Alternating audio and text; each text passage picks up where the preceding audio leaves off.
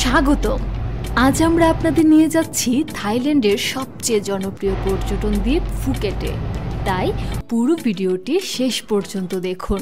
বিশ্বাস করুন, মিস করলে আফসোস করবেন। বিচের পাশে পাহাড়, সমুদ্র, বাগ দিয়ে কান চুলকাইতে পারবেন। আমরা কিন্তু এই মুহূর্তে বাংলা হোটেলের সামনে আছি। এটা হচ্ছে পাতংয়ের সেই বিখ্যাত জায়গা, পাহাড়ের মাঝখানে লেকের মতো অসম্ভব সুন্দর জায়গা।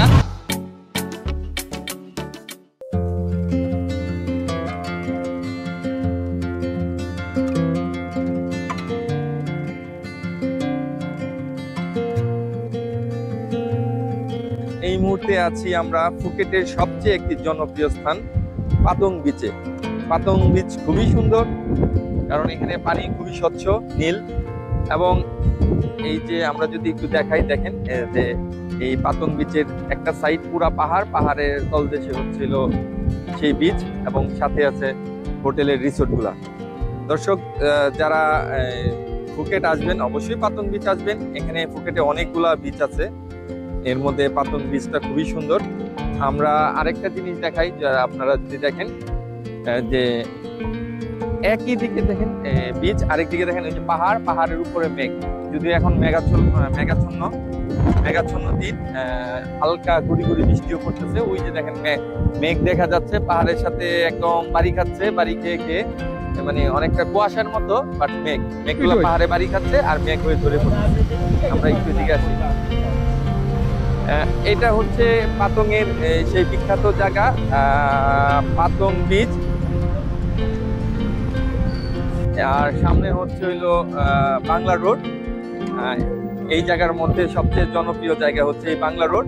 এখানে হচ্ছিল রাতের বেলায় জমজমাট আড্ডা হয়, এবং এখানে সবকিছুই এখানে আছে, বার টার সব ধরনের আছে। তো আমাদের হোটেলটাও খুব কাছে ছিল, এই যে একদম কাছে, এখান থেকে হয়তো 20 মিটার দূরে, 20 মিটার না 10 মিটার দূরে আমাদের হোটেল ছিল। পাতং বিচের সিম্বল এখানে আসার, এই যে লেখা আছে পাতং বিচ।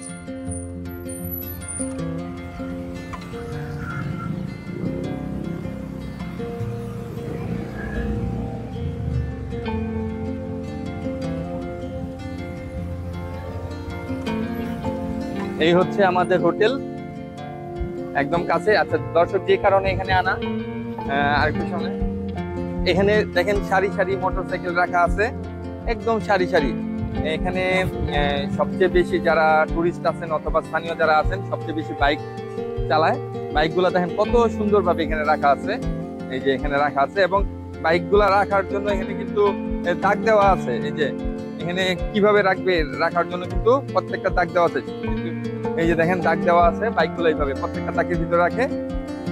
এবং যাদের বাইক অলরেডি জায়গা দখল করে, মানে আগে থেকে বুকিং করে রেখেছে, ওই যে ওনারা দিয়ে রেখেছে, যারা রেগুলার এখানে থাকে তারা এই জায়গাটা আগে থেকে দখল করে রেখেছে। আর যেখানে মোটরসাইকেল থাকে না, এখানে ক্রস চিহ্ন দিয়ে দিয়েছে, কারণ এটা রাস্তা। এই যে ক্রস চিহ্নটা, কারণ এখানে ক্রস চিহ্ন দেওয়া মানে এখানে কোনো কিছু রাখা যাবে না মোটরসাইকেল, কারণ এটা একটা রাস্তা, ওয়াকওয়ে। আরেকটা জিনিস, এই যে গাড়িগুলা দেখেন কি সুন্দর সারি করে রাখা হয়েছে। এখানে কোনো আসলে যানজট, ওইভাবে কোনো জাম নাই, সবই শৃঙ্খল ভাবে রাখা। দর্শক একটা জিনিস মানে বোঝানোর চেষ্টা করতেছি যে এখানে যাই কিছু হোক না কেন, সবই একদম সুশৃঙ্খল। হ্যাঁ, আর এখানে আরেকটা বিষয় লক্ষণীয় হচ্ছে এই রোড গুলো হচ্ছে সব ওয়ান ওয়ে রোড। এখানে যে দিক দিয়ে যায় সবাই ওয়ান ওয়ে রোড। হ্যাঁ, তাই অ্যাক্সিডেন্ট হওয়ার সম্ভাবনা খুব কম। এবং এখন খুবই সকালে বিদায় গাড়ি টাড়ি কম। এখানে আসলে দুপুরের পর থেকে জমজমাট হয়ে ওঠে। দুপুরের পর থেকে বিকাল যত হয় এবং রাত যত গভীর হয়, এখানে মানুষের আনাগোনা তত বাড়ে। আমাদের যাত্রা শুরু পাতং বিচ থেকে। ফুকেটের সবচেয়ে জমজমাট এবং জনপ্রিয় এই বিচে সারাদিন পর্যটকের ভিড় লেগেই থাকে। সৈকতের রোদ, ঢেউ আর নানা রকম পানির খেলা সব মিলিয়ে যেন এক স্বপ্নের জায়গা। আপনি চাইলেই এখানে প্যারাসাইলিং বা জেট স্কিইং এর মতো অ্যাডভেঞ্চারও উপভোগ করতে পারেন।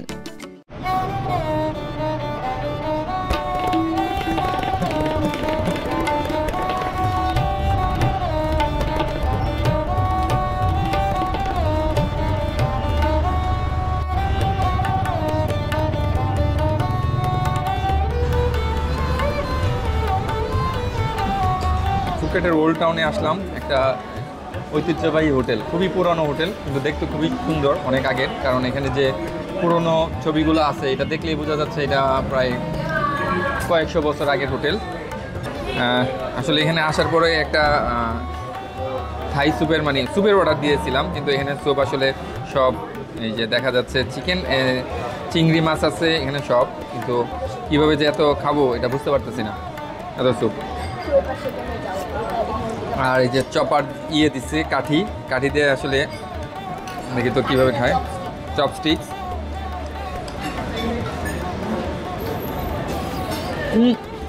কাঠি এবং হাত দুইটাই লাগিয়ে দিতেছেন।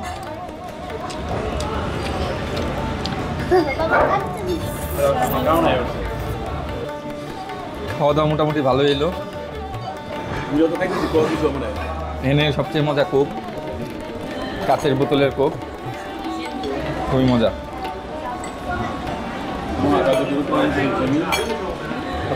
আসলে থাই স্যুপ নিতে গিয়ে অন্য স্যুপ নিয়ে নিছি, নুডলস স্যুপ। এখানে অনেক কিছুই ছিল, তারপরে জোর করে খাইলাম, ভালোই লাগলো, কারণ আরও অনেকক্ষণ হাঁটতে হবে।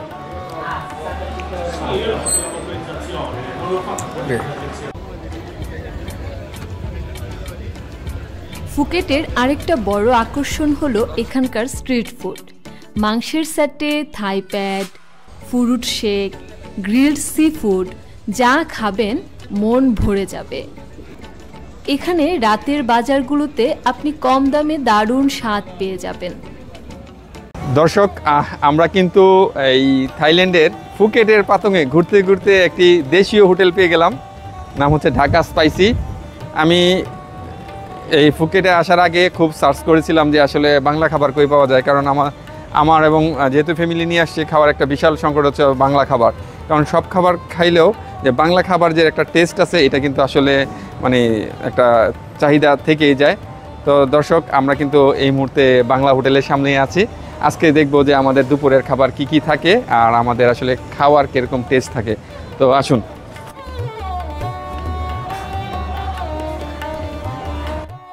বিদেশে ঘুরতে এসে যদি মন চায় এক প্লেট গরম গরম ভাত আর গরুর মাংস, তাহলে চলে যান ফুকেটের ঢাকা স্পাইসি রেস্টুরেন্টে।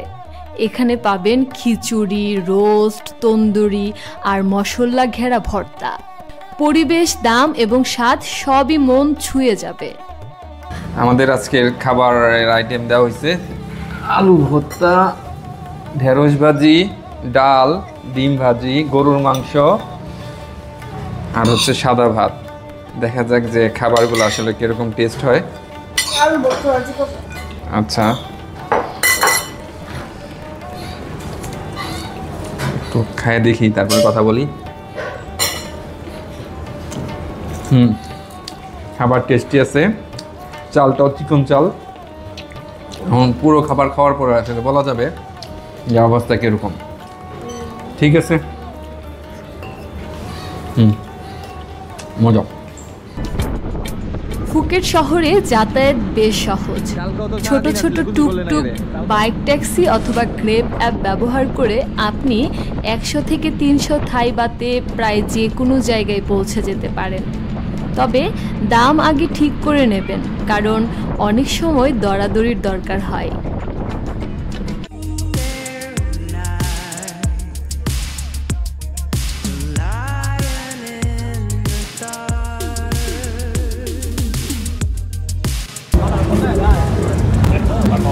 দর্শক, এই মুহূর্তে আছি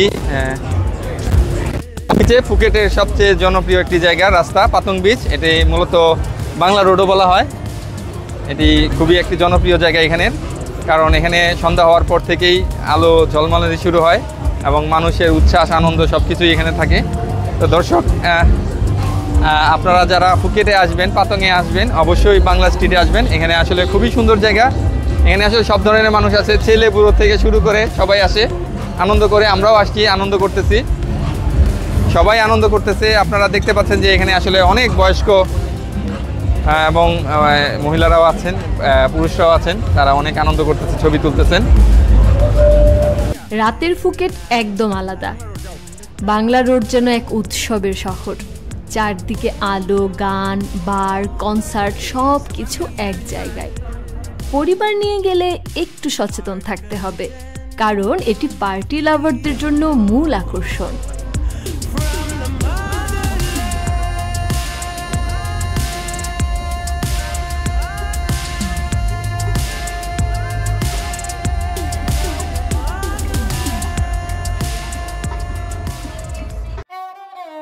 ফুকেটের স্থানীয় সংস্কৃতি থাই ঐতিহ্যে ভরপুর। এখানে অনেক বৌদ্ধ মন্দির আছে, যেখানে আপনি শান্ত পরিবেশে ঘুরে দেখতে পারেন। ফুকেটে কেনাকাটা করতে চাইলে চলে যান সেন্ট্রাল ফেস্টিভ্যাল বা জাংসিলন শপিং মল। এছাড়াও রয়েছে স্থানীয় নাইট মার্কেট, যেখানে থাই হস্তশিল্প, পোশাক, সুভেনিয়র সবই পাবেন সাধ্যের মধ্যে। ফুকেটের একটি জনপ্রিয় স্থান কারণ ভিউ পয়েন্টে, এটি আসলে অসাধারণ সুন্দর। আসলে ভিউটা বলে বোঝানো যাবে না। এখান থেকে আসলে পুরো সমুদ্র এবং ছোট ছোট পাহাড় দেখা যায়, এবং এই স্থানটাও খুব সুন্দর। সবাই এখানে, বিশেষ করে সন্ধ্যায় এখানে সবাই খুবই ভিড় জমায়। প্রকৃতি যেন ফুকেটকে আলাদাভাবে সাজিয়েছে। এখানে সবুজ পাহাড়, নীল সমুদ্র, ঝকঝকে আকাশ, সব মিলিয়ে এক স্বর্গীয় অনুভূতি। সূর্যাস্তের সময় আপনি যেন এক ক্যানভাসের ভিতরে চলে যান।